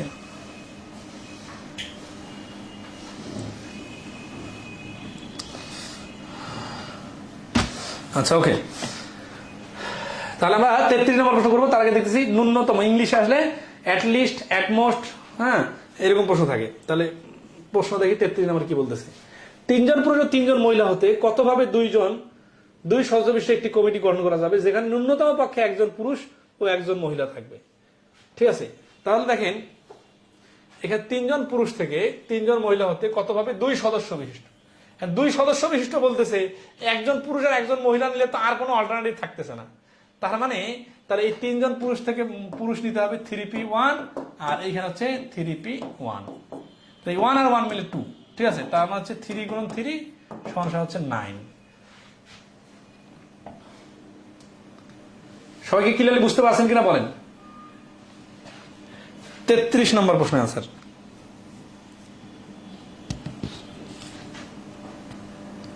মানে এখানে 2 জনের কমিটি বলছে, আবার 1 জন পুরুষ 1 জন মহিলা। তাহলে এখানে ন্যূনতম বলার কারণে কোনো ইফেক্ট পড়তেছে না, কারণ কি ন্যূনতম বেশি নেওয়ার তো সুযোগ নেই। মানে ন্যূনতম হচ্ছে 1 জন।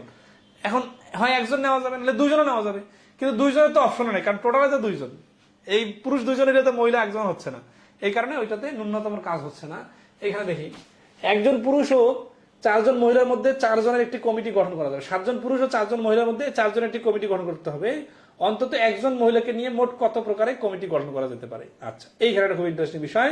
34 নম্বরে দেখেন বলতেছে অন্তত 1 জন মহিলা। অন্তত 1 জন মানে কি? এমডি জিহাদ বলছেন আরেকবার, আসলে আগে প্রশ্নটা আগেরবার বলার মতো কেউ ছিল না। মানে অন্তত 1 জন পুরুষ বলছেন এখানে, কমপক্ষে 1 জন পুরুষ মানে কি? তাহলে 2 জন পুরুষ নেওয়া যায়, কিন্তু আপনি যখন 2 জন নিতে যাচ্ছেন পুরুষ, আপনার কমিটিটা তো 2 জনের, তখন তো মহিলা বাদ পড়ে যাচ্ছে, কারণ মহিলাও যে 1 জন নিতে হবে। এই কারণে এখানে কমপক্ষের কোনো কাজ নাই। এই 34 নম্বরে কমপক্ষের কাজ আছে। তাহলে এখানে 7 জন পুরুষ 4 জন মহিলা নিতে হবে কত? অন্তত 1 জন মহিলাকে নিতে কত প্রকারে কমিটি গঠন করা যেতে পারে?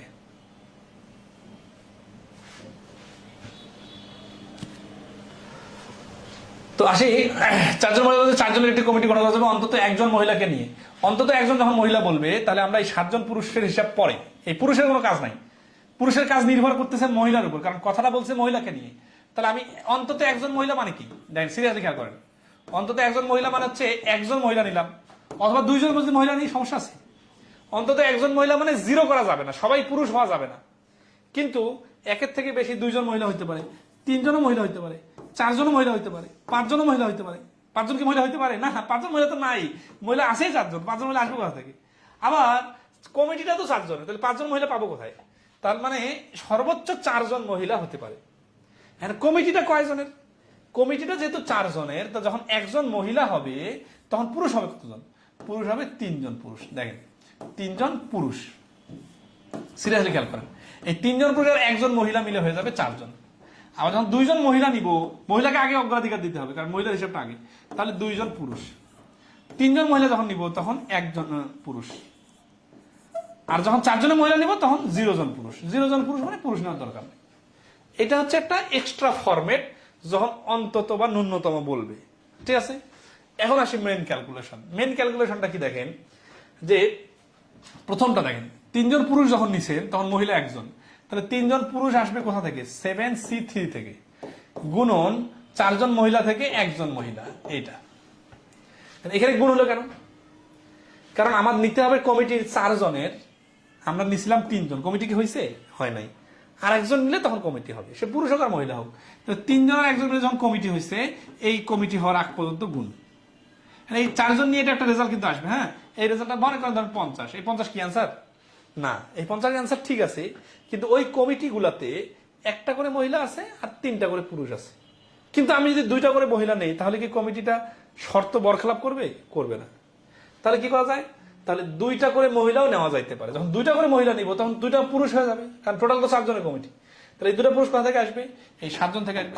7C2 গুণন 4C2 আর 7C1 গুণন 4C3। মানে দেখেন এটা এক পাশে কমতেছে, ওটা এক পাশে বাড়তেছে।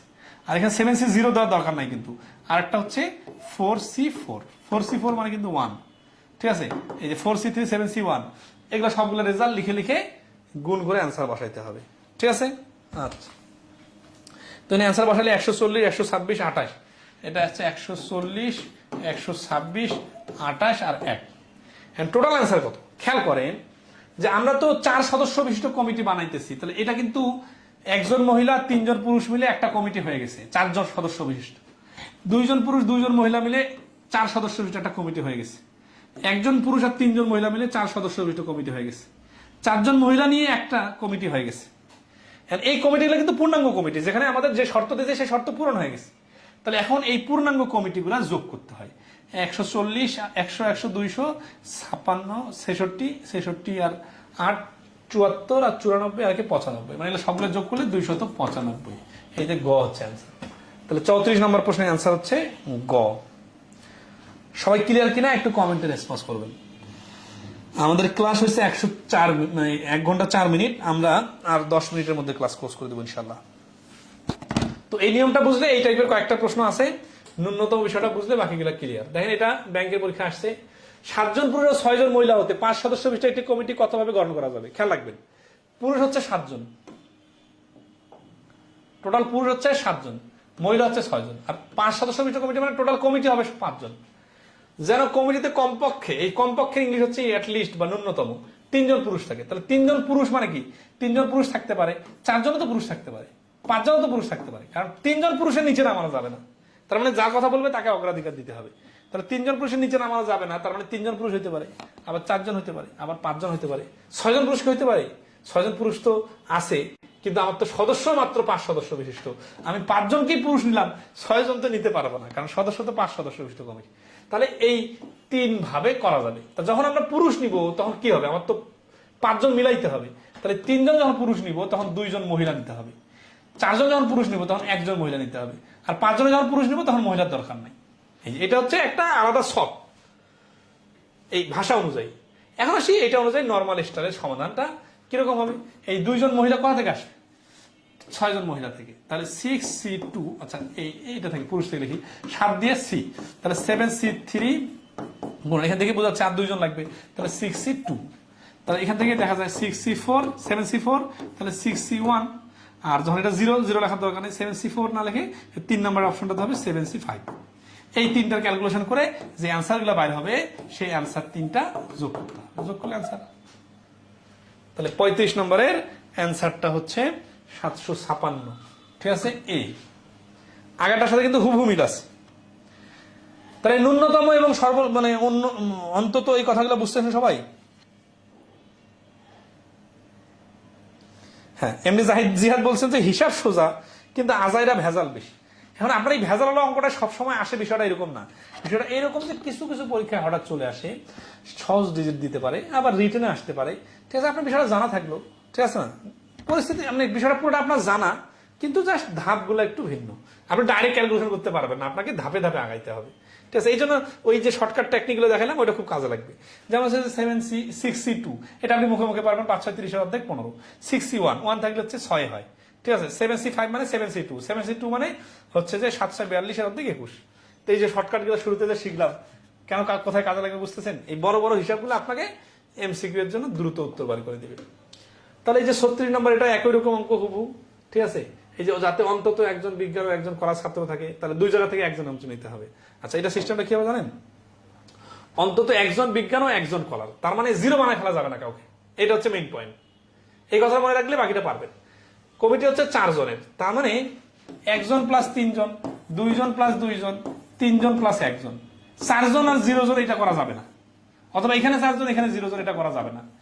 তাহলে এই যে এখানে 1 জন অন্তত, আর এখানকার অন্তত 1 জন হবে, তার মানে এই 3টা ক্যাটাগরি হবে। এরপরে 5C1 গুণন 3C3, ঠিক আছে, এইভাবে ক্যালকুলেশন করলে হয়ে যাবে। ধরতে পারতেছেন নাকি বলেন? 5C1 গুণন 3C3, 5C2 গুণন 3C2, এই 2 2 4, 1 3 4, 5C1 গুণন 3C, সরি 5C এটা 3 আর গুণন 3C1, এই গুণফলগুলো আবার এই 3টা যোগ করলে आंसर চলে আসবে। ঠিক আছে, আচ্ছা ওকে। 37, একটা ক্রিকেট ক্লাবে 6 জন বোলার এবং 9 জন ব্যাটসম্যান আছে। 11 জনের একটি দল কতভাবে বাছাই করা যাবে যেখানে সর্বনিম্ন 4 জন বোলার থাকবে?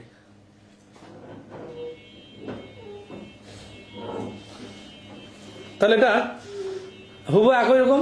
এই যে সর্বনিম্ন 4 জন বোলার থাকবে মানে কি? তাহলে বলার আছে কয়জন? 6 জন বলার। তাহলে 4 জন বলার থাকতে পারবে, 5 জন বলার থাকতে পারবে, 6 জন বলার থাকতে পারবে। এখন বলার তো 6 জনের বেশি নেওয়ার সুযোগে নাই, কারণ 6 জন বেশি তো বলার নাই। আর টিমটা কত জনের? 11 জন। তাহলে আপনাকে বারবার 11 জন নিতে হবে। আপনি যখন 4 জন বলার নেবেন তখন 7 জন ব্যাটসম্যান নিতে পারবেন, 5 জন বলার নিলে 6 জন ব্যাটসম্যান নিতে পারবেন, 6টা বলার নিলে 5টা ব্যাটসম্যান নিতে পারবেন। তাহলে এরা আসবে ব্যাটসম্যান থেকে, এরা আসবে বলার থেকে। ব্যাটসম্যান কয়জন টোটাল? ব্যাটসম্যান হচ্ছে 9 জন। এই 9, তাহলে 9C, দেখেন 9C 7 গুণন এটা কি? এটা হচ্ছে বলার। বলার কয়জন আছে এখানে? এই যে 6 জন বলার। তাহলে এই যে বলার হচ্ছে 6 জন। তাহলে 6C গুণন 6C4। বলেন তো 11টা কিভাবে ইউজ হয়েছে? 11 কোথায় কোথায় কিভাবে ইউজ হয়েছে এই প্রশ্নটাতে? 11টা এইভাবে ইউজ হয়েছে। এই দেখেন 4 আছে না, তাহলে এখানে যে 7 জন কিভাবে বুঝলাম? 11 জনের টিম দেখে তো 7 বারবার 11 মিলাচ্ছি, 4 7 11। এখানে যখন 5 জন বলার নিলাম তখন 6 জন ব্যাটসম্যান, 6 জন, এই বারবার যোগফল যেন 11 হয়। ঠিক আছে, আর বাকি তো এইভাবে আসতে থাকবে। পদ্ধতি 4 করে দিব নাকি নেক্সট ক্লাসে করবো বলেন?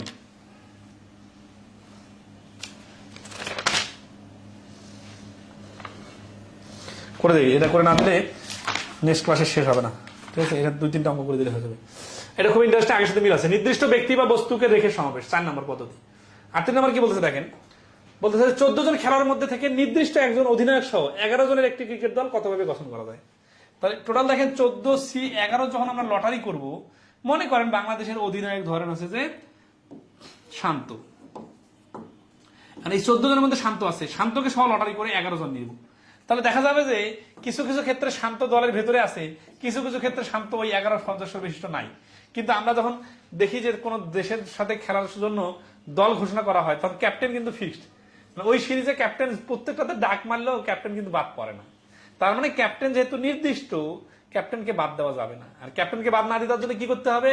ক্যাপ্টেনকে বাদ না দেওয়ার জন্য ক্যাপ্টেনকে আলাদা করে এখানে বসায় রাখতে হবে, যে তুমি দলের ভেতরে তোমার কোনো লটারি হবে না, তুমি ফিক্সড। ওই যে নির্বাচনে যেমন হচ্ছে রাতের ভোটে হোক বা আগে থেকে কাউকে জিতায় দেওয়া হয়, কোনো প্রতিদ্বন্দ্বী নাই, তো ক্যাপ্টেনের কোনো প্রতিদ্বন্দ্বী নাই, তার মানে ওর ভোট হবে না, ও ডাইরেক্ট সিলেক্টেড। তাহলে আমার লোক আছে 14 জন, এখান থেকে আমি একজনকে ডাইরেক্ট সিলেক্ট করে নিলাম, তাহলে আমার তো আর 13 জনের মধ্যে ভোট হবে। আমার ক্যান্ডিডেট দরকার, প্লেয়ার দরকার 11টা, কিন্তু আমি তো অলরেডি একটা নিয়ে নিছি, তাহলে আমার তো আর এখন 10 জনকে নেওয়া যাবে না, আমার আর নেওয়ার উপায় আছে 10টা, মানে 11টা নেওয়ার উপায় নাই, এখন উপায় আছে 10টা। তার মানে এই 14C11 বলছে, বাট এই একজন নির্দিষ্ট কথা বলার কারণে 14 জন থেকে একজন কমে যাচ্ছে, 11 থেকে 1 কমে যাচ্ছে। তাহলে হচ্ছে কত, এই যে 13C10 মানে যা, 13C3 মানে তা। এটা কিন্তু আমরা শুরুতে শর্টকাট শিখছি। 13C3 মানে যা, 13 গুণন 12 গুণন 11 মানে, এগুলো না জানলে কিন্তু আপনার ক্যালকুলেশন করতে 12টা বাজে যাবে। তাহলে 3 দুগুণা 6, এই যে 6 6 12, 6 11 66, 66কে 13 দ্বারা গুণ, ঠিক আছে। 6 3 78 8, হাতে করে 7, 6 3 78 আর 7 মিলে হচ্ছে 85। কি হচ্ছে 13C3, 13 গুণন 12, 6, এটা তো 6 না, এটা তো 2, এই 6 কাটে সেটা 2 হবে, ঠিক আছে। 13 গুণা 26 আর 11, 6 11 66, 7 হাতে করে 6, 11 22 আর 6 28, 286। এটা কাটাকাটি করতে এখানে 3 দুগুণা 6 একবারে কাটা দিছি, এখানে আবার 6 লিখে রাখছি, এখানে 2 হবে। তো যাক অ্যান্সার হচ্ছে 286, ঠিক আছে। আচ্ছা, তো এখানে নতুন করে কি শিখলাম? অনেকে আছে যে জানা জিনিসগুলো বারবার একেবারে সিরিয়াসলি মনোযোগ দেয়, আর যেটা নতুন জিনিস ওটা মনোযোগ দেয় না, তখন ওটা কঠিন লাগে। আপনার ধরেন হচ্ছে এই প্রশ্নটাতে টার্নিং পয়েন্ট কোনটা? টার্নিং পয়েন্ট হচ্ছে কি, যে ওই নির্দিষ্ট করে যাকে বলছে ওকে সহ লটারি করলে তো ও হেরে যেতে পারে, ও বাদ পড়ে যেতে পারে, ওকে বাদ দেওয়া যাবে না। এই জন্য কি করতে হবে, ওকে শুরুতে সুসম্মানে নিয়ে যে টিমের ভেতরে রেখে দিতে হবে।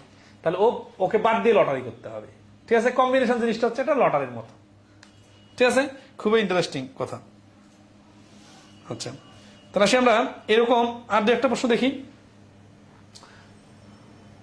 39 নম্বর দেখেন কি বলতেছে।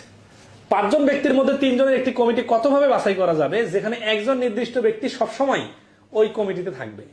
তাহলে 5 জনের মধ্যে 3 জন, তাই না? তাহলে একজন নির্দিষ্ট সবসময় থাকবে মানে কি, ও কমিটির লোক, মানে ও হচ্ছে যে প্রতিষ্ঠানের জমিদাতা, ওকে কমিটির বাইরে রাখা যাবে না। তাহলে 5 জনের মধ্যে একজন যেহেতু সিলেক্টেড হয়ে গেছে, তাহলে আর লটারি হবে, নির্বাচন হবে 4 জনের মধ্যে, আর নিতে হবে 3 জন, এর মধ্যে একজন অলরেডি নেওয়া হয়ে গেছে, আর নেওয়া যাবে 2 জন। তাহলে 4C2, এটাকে আমরা লিখি 5 - 1 × C আর 3 - 1 সমান সমান 4C2 সমান সমান 4 গুণন 3 ডিভাইডেড 2 × 1, কাটাকাটি করলে হচ্ছে 3 দুগুণা 6। তাহলে এই প্রশ্নের 39 নম্বর প্রশ্নের অ্যান্সার হচ্ছে ক 6। সবাইকে ধরতে পারছেন বলেন? এই নিয়মটা যদি বুঝে যান তাহলে কিন্তু আর কোনো জটিল কিছু নাই, বাকি সবকিছু কাছাকাছি। এই যে এগুলো প্রশ্ন আসছে কিন্তু পরীক্ষা, দেখেন 40 নম্বরে 4 জন মহিলা 6 জন পুরুষের মধ্যে থেকে 4 সদস্য বিশিষ্ট একটি উপকমিটি গঠন করতে হবে। এখানে কমিটির কথা বলছে, ঠিক আছে। তাহলে 4 জন ও 6 জন পুরুষ, যাতে একজন নির্দিষ্ট পুরুষ সর্বদাই উপস্থিত থাকে। তাহলে সর্বদাই উপস্থিত থাকে মানে কি, মানে হচ্ছে ওকে বাদ দেওয়া যাবে না কোনোভাবে। তাহলে ওকে যদি সর্বদাই উপস্থিত রাখতে চান তাহলে অ্যান্সার কি হবে? তাহলে দেখেন এখানে কিন্তু নির্দিষ্ট পুরুষের কথা বলছে, তাহলে আমরা যদি একজন পুরুষকে বাদ দিয়ে দেই তাহলে আমার লোক হচ্ছে কয়জন? 4 জন আর 6 জন মিলে 10 জন থেকে 9 জনের মধ্যে বাছাই করতে হবে। 4 সদস্য বিশিষ্ট কমিটি, একজনকে যেহেতু নিয়ে নিছি তাহলে 9C3, 9 গুণন 8 গুণন 7, 3 গুণন 2 গুণন 1, 3 3 9, 4 2 8, 3 4 12, 7 12 84, 84 অ্যান্সার। হ্যাঁ, বলতে পারেন 9C3 কেন হলো? আসলে 4 + 6 - 1, এটা ইকুয়াল টু 9, আর টোটাল কমিটি 4 জনের, একজনকে বাদ দিয়ে 3 জন। এই যে দেখেন রিলেভেন্ট অঙ্কগুলো আমরা এত সুন্দর করে একসাথে করাই দিতেছি না, এটার কিন্তু হিউজ মজা আছে। আপনারা একটু মানে যারা মনে করতেছেন অনেক কঠিন, এইভাবে না করে যদি এলোমেলো করে করাইতাম তাহলে আরো কঠিন হয়ে যেত। এই জন্য একটু পজিটিভলি নেবেন। শেষ, আমরা মোটামুটি শেষের দিকে চলে আসছি। এই যে হুবহু একই নিয়মের নিচের প্রশ্ন দেখেন, এই প্রশ্নটা পরীক্ষা আসছে, এরকম প্রশ্ন আরো নিয়মিত আসতেছে। 36 নম্বর বিলিতে আসছে, আবার প্রাইমারি পরীক্ষা 2023 আসছে। দেখেন কি বলতেছে, 1 নম্বর বলছে যে 12টি পুস্তক থেকে 5টি কত প্রকারে বাছাই করা যায় যেখানে 2টি পুস্তক সর্বদাই অন্তর্ভুক্ত থাকবে। তাহলে সর্বদাই অন্তর্ভুক্ত থাকবে মানে কি, আর লটারি করলে এত বাদ পড়ে যেতে পারে, তাহলে এই জন্য ওকে আলাদাভাবে বাদ দিয়ে দিতে হবে। তাহলে লটারি করতে হবে কয়টা? লটারি করতে হবে 12টা থেকে 2টা বার 10টা, নিতে হবে কয়টা? 5টা থেকে 2টা নেওয়া হয়ে গেছে, নিতে হবে 3টা। তাহলে 10C3, 10C3 মানে কি 10 গুণন 9 গুণন 8, নিচে হচ্ছে 3 গুণন 2 গুণন 1, তাহলে 3 3 9, 5 2 10, 3 5 15, 8 9 120। তাহলে এই ঘ হচ্ছে অ্যান্সার।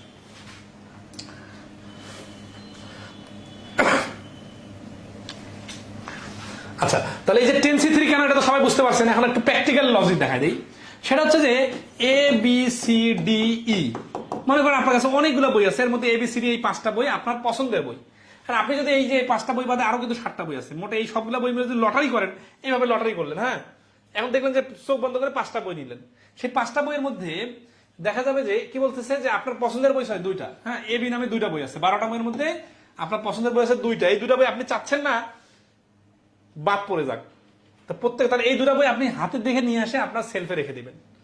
যদি এদেরও লটারি করেন তাহলে দেখা যাবে কি এরা কখনো বাদ পড়ে যেতে পারে। তো এই জন্যই মাইনাস করে নিতে হয়, আগের অঙ্কগুলোর সাথে রিলেট করে পড়লেই বুঝতে পারবেন।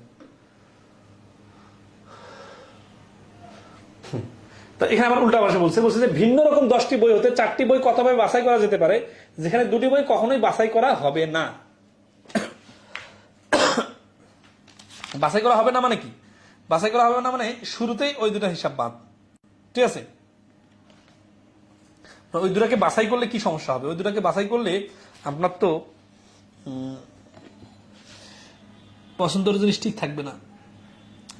আচ্ছা, এই 42 নম্বরটা করার আগে 43 নম্বরটা আগে করি, তাহলে বুঝতে সুবিধা হবে। 41-এর সাথে 43-এর হুমিল আছে, 43-এর পরে আর নাই। হ্যাঁ, 5 নম্বর পদ্ধতি আগামী ক্লাসে করবো। 43-এ কি বলছে? 12টি পুস্তক থেকে 5টি পুস্তক কত প্রকার বাছাই করা যাবে। আগের অঙ্কের সাথে হুবহু মিল আছে, কিন্তু প্যাচটা দেখেন, 2টি পুস্তক সর্বদা অন্তর্ভুক্ত থাকবে না। আগের বার আমি বললাম যে এ বি আপনার পছন্দের বই, আপনি চাচ্ছেন না এই দুটা বাদ যাক, এই জন্য আপনি এদেরকে ফিক্সড রাখার জন্য অ্যাডভান্টেজ দিয়ে ওই রাতের ভোটের এমপি নির্বাচনের মতো এদেরকে আপনি চোখে দেখে দেখে বাছাই করে নিলেন। কিন্তু যখন আপনার উল্টা হবে যে সর্বদা অন্তর্ভুক্ত থাকবে না, তার মানে আপনার এই দুটো বই পছন্দ না, এদেরকে বাদ দিতে চাচ্ছেন, তাহলে আপনি কি করবেন? আপনার টোটাল বই আছে 12টা, আর আপনার একটা